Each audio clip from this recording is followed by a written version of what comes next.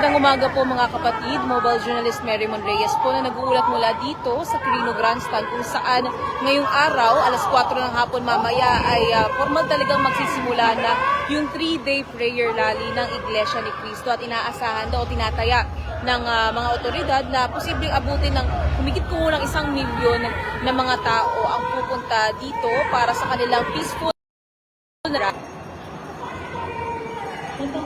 So, makikita nyo sa likuran ko ang Quirino Grandstand.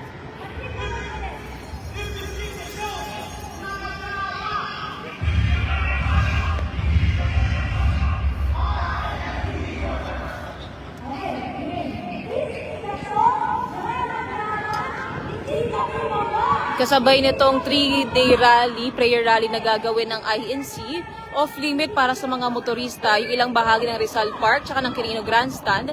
Kabilang na dyan ang Bonifacio Drive, ang Rojas Boulevard, ang Katikbak Drive, ang South Drive, Independence Road, Calao Avenue, P. Burgos Avenue, Maria Orosa Street, Finance Road, Round Table at ang Mabini Street.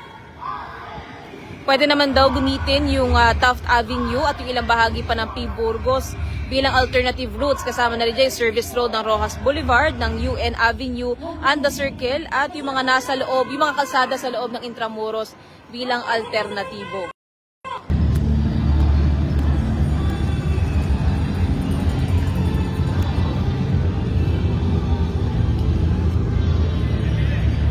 Medyo pahirapan lang yung signal natin kaya nandito tayo sa labas na bahagi ng Quirino Grandstand.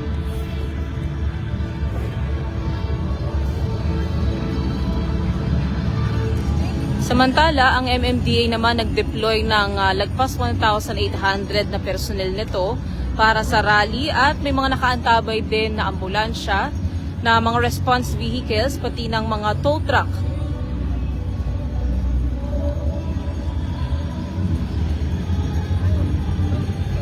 Mula naman sa NCRPO, lagpas 16,000 ang nakadeploy sa Metro Manila para dito sa 3 araw na rally ng INC.